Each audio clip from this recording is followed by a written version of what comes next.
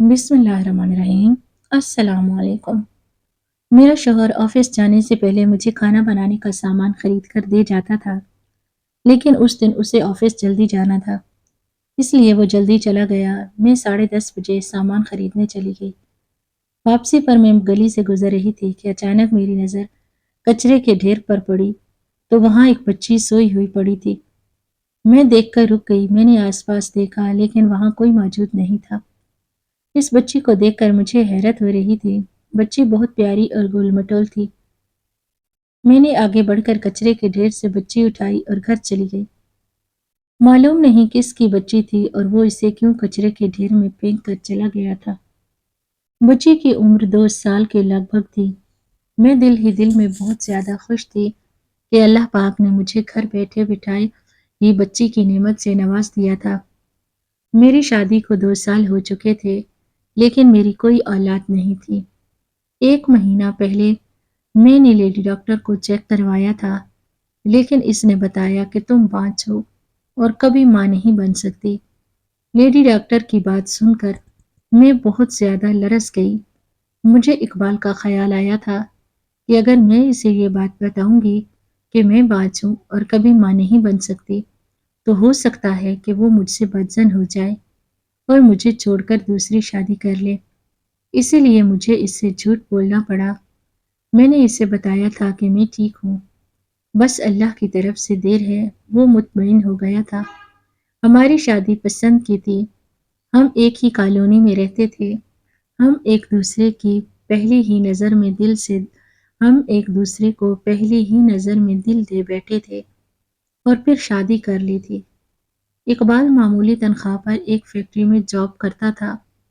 इसके वालिदैन जिंदा नहीं थे। वो अकेला रहता था। कचरे के ढेर की वजह से बच्ची का लिबास खराब हो गया और इसमें से बदबू आ रही थी। मेरे पास बच्चों के कपड़े नहीं थे, इसलिए मैंने अपनी शादीशुदा और बाल बच्चों वाली सहेली से छोटे बच्चे के कपड़े मंगवा लिए थे। बच्ची को नहलाने धुलाने और कपड़े पहनाने के बाद इसे फीडर से दूध भी पिलाया था। बच्ची बड़ी सब्र वाली थी और वो मुझे देखकर रोई नहीं थी, बल्कि खिलखिलाती रही थी। मैं सारा दिन सोचती रही थी कि जब शाम को इकबाल घर आएगा और बच्ची को देखेगा तो हैरान हो जाएगा। मैंने सोचा था कि मैं इसे सब कुछ सच बता दूंगी। शाम को इकबाल घर आया और मेरी गोद में बच्ची को देखा तो हैरान हुआ। ये किसकी बच्ची है? इकबाल जैनब इकबाल ने कुर्सी पर बैठते हुए इश्तियाक भरे अंदाज में पूछा। मैंने मुस्कुराते हुए जवाब दिया, इकबाल, ये हमारी बच्ची है। इकबाल के चेहरे से मुस्कुराहट गायब हो गई और कहने लगा, ये क्या कह रही हो जैनब? हमारी बच्ची कहाँ से आ गई? तुम्हें तो हमल ठहर ही नहीं रहा था। कुछ अरसा पहले तुम्हारा टेस्ट हुआ था। लेडी डॉक्टर ने बताया था कि जब अल्लाह को मंजूर होगा बच्चा हो जाएगा, और अब तुम कह रही हो कि ये हमारी बच्ची है। क्या तुम मेरे साथ मजाक कर रही हो? मैंने बच्ची को बिस्तर पर लिटाया और उठकर इकबाल के पास बैठ गई। देखो इकबाल, मेरी बात तहम्मुल से सुनो। सुबह मुझे ये बच्ची कचरे के ढेर से मिली थी। इतना कहने के बाद मैंने सारी बात इसे बता दिया कि अब मैं इसे खुद पालूंगी। इकबाल गुस्से से खड़ा हो गया और कहने लगा, जैनब, तुम्हारा दिमाग तो ठीक है। पहले ही हमारे हालात बहुत खराब हैं। तनख्वाह से घर के अखराजात बड़ी मुश्किल से पूरे हो रहे हैं। फिर तुम किसी के गुनाह की पोटली उठाकर घर ले आई हो। सॉरी, मैं इस बच्ची का खर्चा नहीं उठा सकता। तुम इसे जहां से उठा लाई हो, जाकर वहीं फेंक आओ। इकबाल की संगदिली पर मेरे दिल को कुछ हुआ। मैंने इनकार करते हुए कहा, नहीं इकबाल, मैं इस मासूम बच्ची को कचरे के ढेर पर दोबारा नहीं फेंकाऊंगी। ये इंसान है। इसे कुत्ते बिल्ली तो चीर फाड़ कर खा जाएंगे। मैं इसे पालूंगी। इकबाल मेरी बात नहीं मान रहा था और गुस्से में दूसरे कमरे में चला गया। इसकी सिर्फ एक ही रट थी कि मैं इसे कहाँ से खिलाऊंगा। पहले ही मेरी तनख्वाह बहुत कम है। मुझे अपने रब पर पूरा भरोसा था। मैंने ये बच्ची इस जिसने ये बच्ची मेरे हवाले की थी, तो इसका खर्चा भी वही देगा। रात भर मेरी और इकबाल की इस बच्ची के हवाले से बहस होती रही थी।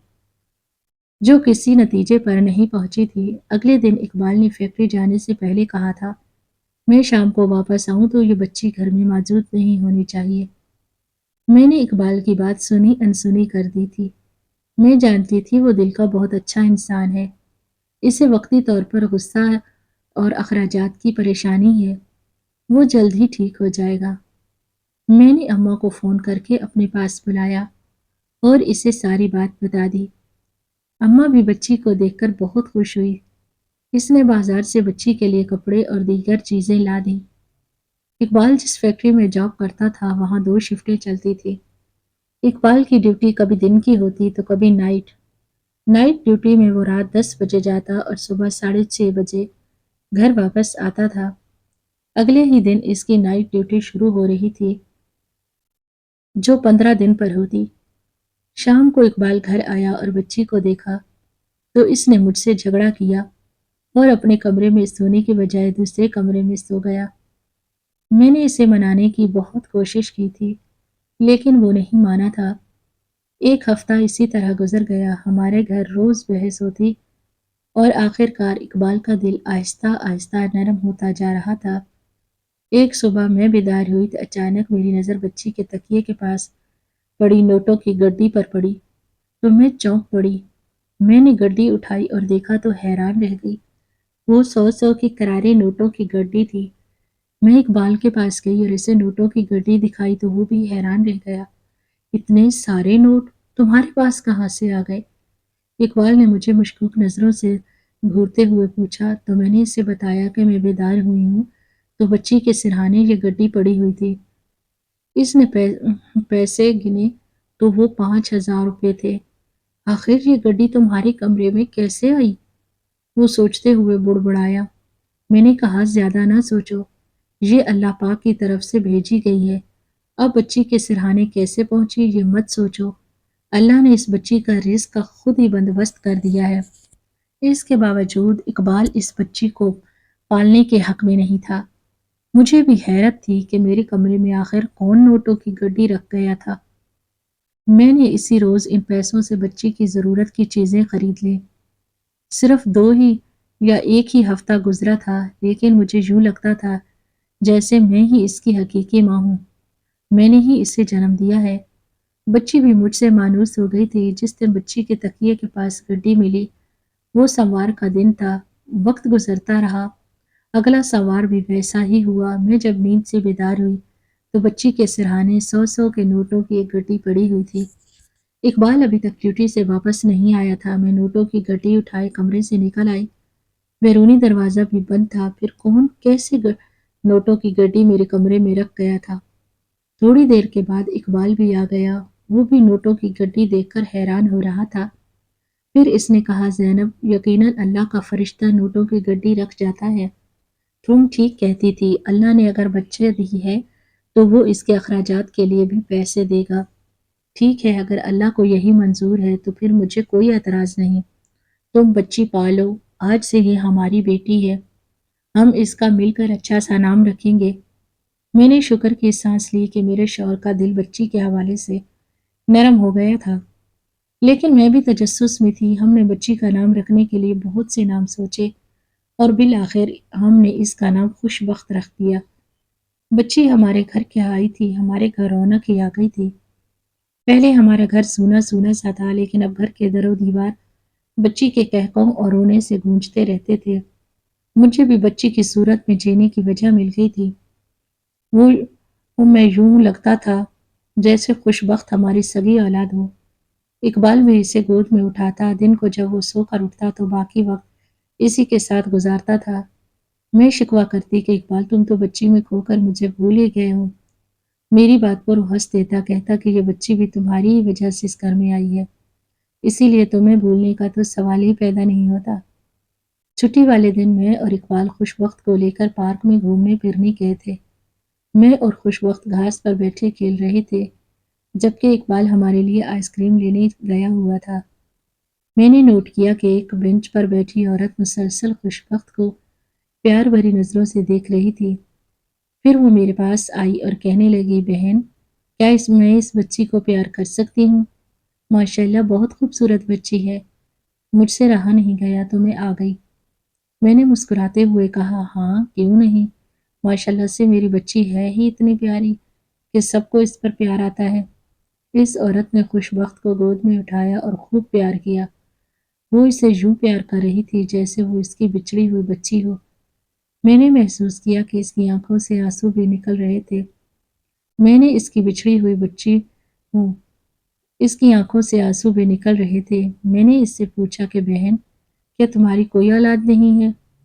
اس نے نم آنکھوں سے مجھے دیکھا، لیکن کوئی جواب دینے کی بجائے اس نے خوش بخت کو مجھے پکڑایا اور چلی گئی۔ میں حیرت بھری نظروں سے اسے دیکھتی رہ گئی۔ کچھ پل کے بعد اقبال بھی آ گیا۔ اس نے اس عورت کے بارے میں پوچھا تو میں نے بتا دیا۔ اقبال کہنے لگا، خیال کیا کرو، ایسی نوسر باز عورتیں بھی ہوتی ہیں جو بچوں کو پیار کرنے کے بہانے اٹھا کر لے جاتی ہیں۔ اقبال کی بات پر میں اندر تک دہل گئی تھی اور میں نے بے خودی کے عالم میں خوش بخت کو اپنے سینے سے چمٹا لیا تھا۔ بچی کے دور ہونے کے تصور سے ہی میری روح لرز اٹھی تھی۔ رات کو ہم دیر سے گھر پہنچے تو بہت تھک چکے تھے، اس لیے سو گئے۔ اگلے دن سموار تھا اور میں بھول ہی گئی تھی کہ سموار کو صبح ہی خوش بخت کے سرانے نوٹوں کی گٹھی پڑی ہوتی ہے۔ صبح خوش بخت کے رونے کی وجہ سے ہی میری آنکھ کھلی تھی۔ اقبال سو رہا تھا۔ میں نے بچی کو چپ کرایا کہ اچانک میری نظر تکیے کے پاس پڑی، نوٹوں کی گٹی پر پڑی تو میں نے اسے اٹھا لیا۔ تب یاد آیا کہ آج تو سموار ہے اور ہر سموار کی صبح تکیے کے پاس نوٹوں کی گٹی پڑی ملتی ہے۔ میں نے اللہ کا شکر ادا کرتے ہوئے نوٹوں کی گٹی تکیے کے نیچے رکھ دی۔ صبح جب اقبال بیدار ہوا تو میں نے نوٹوں کی گٹی اسے دے دی۔ وہ حیران بھی تھا اور خوش بھی، پتہ نہیں نوٹوں کی گٹی کب تکیے کے پاس رکھی گئی تھی۔ ہر سموار ایسا ہی ہو رہا تھا۔ ان پیسوں کی بدولت ہمارے گھر میں بھی خوشحالی آ چکی تھی، تنگ دستی دور ہو گئی تھی۔ خوش بخت واقعی ہمارے لیے خوش بخت ہی ثابت ہوئی تھی۔ میں دراصل دیکھنا چاہتی تھی کہ وہ کون تھا جو سموار کی رات کو آ کر خوش بخت کے تکیے کے پاس نوٹوں کی گڈی رکھ کر چلا جاتا تھا۔ اسے دیکھنے کے لیے مجھے رات بھر جاگنا تھا، چونکہ مجھے اگلی سموار کی رات سونے کا ناٹک کرنا تھا۔ میں سموار کی رات کا شدت سے انتظار کرتی رہی۔ انہی دنوں اقبال کی نائٹ ڈیوٹی تھی۔ پھر جب سموار کی رات آئی اور اقبال ڈیوٹی پر چلا گیا تو میں سونے کی بجائے سونے کا ناٹک کرنے لگی۔ میرا دل بھی زور زور سے دھڑک رہا تھا۔ عجیب عجیب سے خیالات دماغ میں آ رہے تھے۔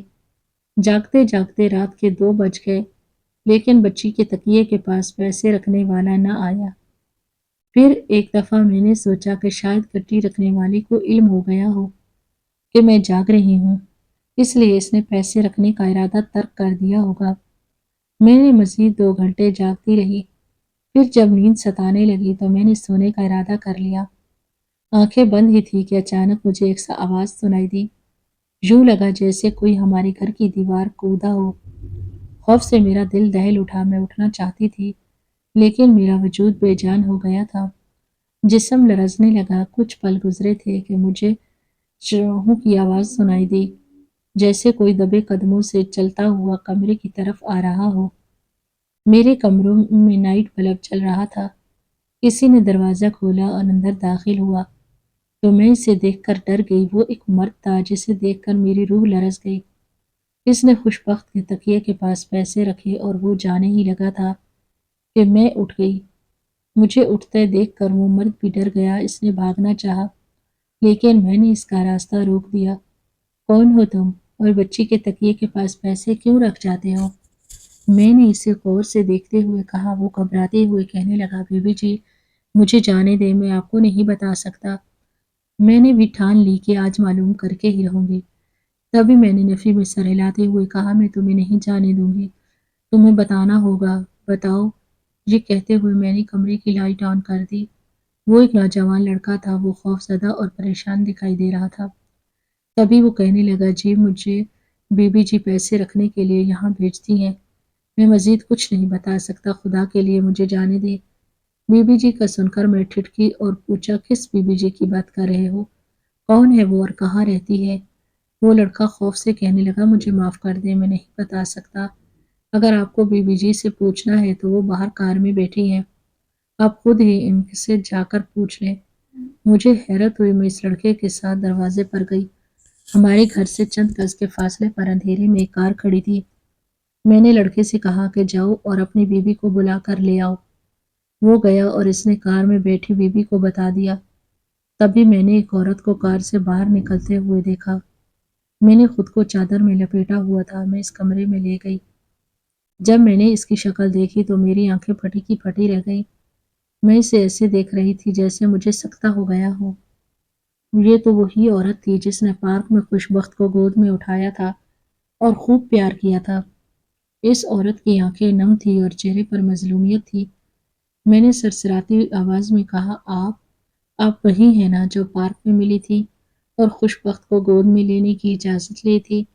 اس نے سر ہلاتے ہوئے کہا، ہاں میں وہی ہوں۔ میں ہی خوش بخت کے تکیے کے پاس نوٹوں کی گڈی رکھواتی ہوں۔ میں چند لمحے اس کی طرف دیکھتی رہی، پھر کہنے لگی، میں سمجھ گئی ہوں، آپ ہی خوش بخت کی ماں ہیں۔ آپ نے ہی اسے کچرے کے ڈھیر میں پھینکا تھا۔ اس کی آنکھوں سے آنسو رواں ہو گئے اور اس نے سر جھکاتے ہوئے ہلکی آواز میں کہا، ہاں میری بہن، میں نے ہی اس کی ماں ہوں اور اسے کچرے کے ڈھیر پر سلایا تھا، لیکن میں مجبور تھی۔ اگر میں ایسا نہ کرتی تو… اتنا کہنے کے بعد وہ خاموش ہو گئی اور میں نے اس کے مزید بولنے کا انتظار کیا۔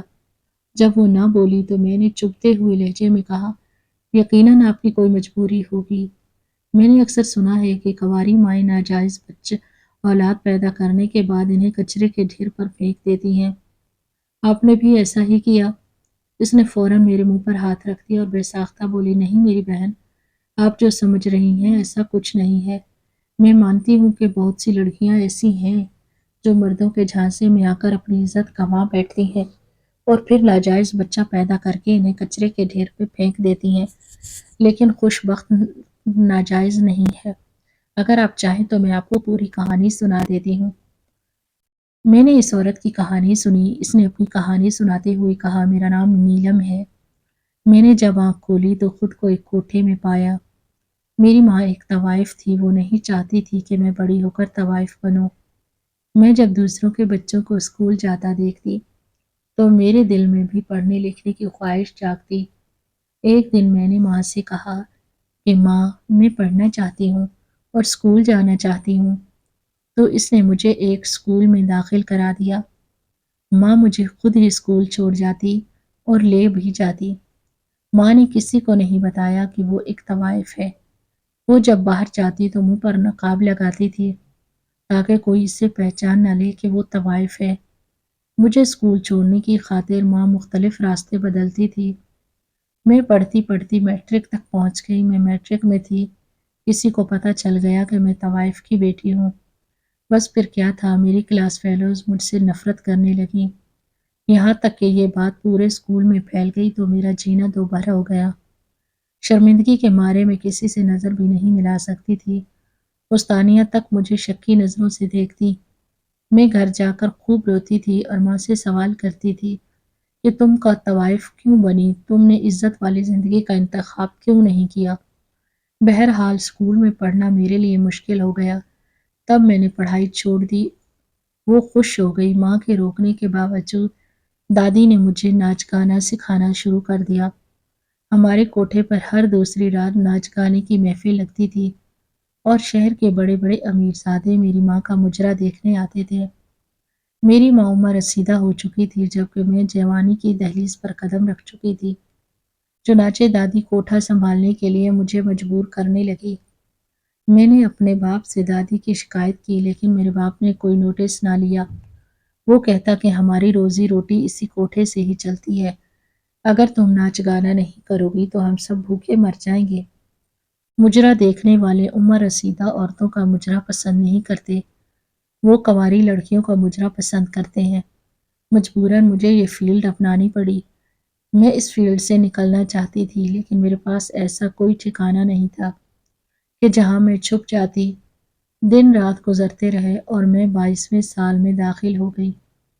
ہمارے کوٹھے پر ایک ایسا لڑکا بھی آتا تھا جو بے حد امیر تھا۔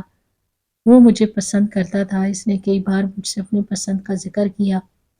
میں نے جب ماں کو بتایا تو اس نے کہا کہ اس لڑکے سے پوچھو، اگر مجھے پسند کرتے ہو تو کیا مجھ سے شادی کرو گے؟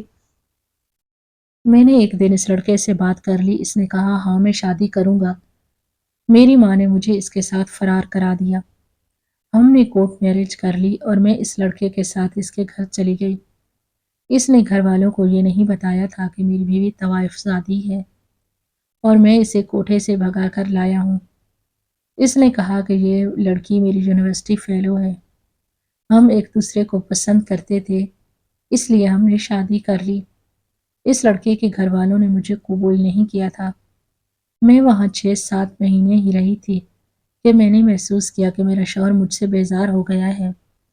اسی طرح میری ساس کو پتہ چل گیا کہ میں طوائف زادی ہوں۔ اس نے اپنے بیٹے سے کہا کہ مجھے فوراً طلاق دے دے ورنہ میں خودکشی کر لوں گی۔ اس لڑکے نے مجھے طلاق دے دی اور میں اپنی کوکھ میں پلتی بچی کو لے کر دوبارہ کوٹھے پر آ گئی۔ اس رات میں اپنی بدقسمتی پر خوب روئی۔ اگر میں طوائف زادی تھی تو اس میں میرا کیا قصور تھا؟ کیا میں اللہ سے لکھوا کر لائی تھی کہ مجھے طوائف کے گھر پیدا کرنا؟ خیر 9 مہینے کے بعد سمیرہ پیدا ہوئی۔ سمیرہ کی پیدائش پر میری دادی تو خوشی سے نہال ہو گئی۔ بچی کو دیکھ کر کہتی کہ جب یہ بڑی ہوگی تو یہ بھی طوائف بنے گی اور خوب پیسہ کما کر تم لوگوں کو کھلائے گی۔ مجھے دادی کی بات پر بہت بری لگی تھی۔ میں نے سوچ لیا تھا کہ کچھ بھی ہو جائے میں سمیرہ کو طوائف نہیں بننے دوں گی۔ میں اس کی زندگی خراب نہیں ہونے دوں گی۔ وقت گزرتا رہا اور سمیرہ 2 سال کی ہو گئی۔ ایک دن مجھے کوٹھے سے نکلنے کا موقع مل گیا اور میں بس میں سوار ہو کر تمہارے محلے میں آ گئی۔ میں نے سمیرہ کو کچرے کے ڈھیر پر لٹا دیا اور خود ایک جگہ چھپ گئی تھی۔ میں دیکھنا چاہتی تھی کہ میری بچی کو کون اٹھا کر لے جاتا ہے۔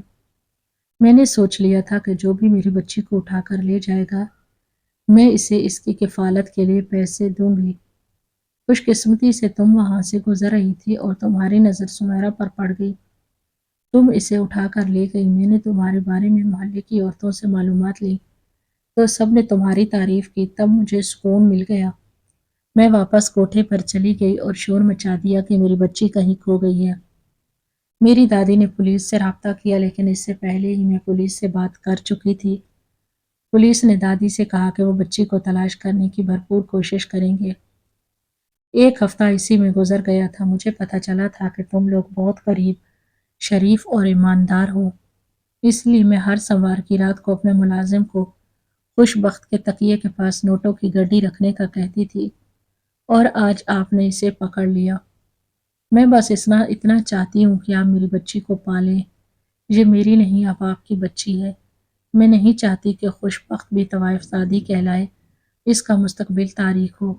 یہاں تک کہ جب یہ جوان ہو جائے تو تب بھی آپ نے اسے کچھ نہیں بتانا۔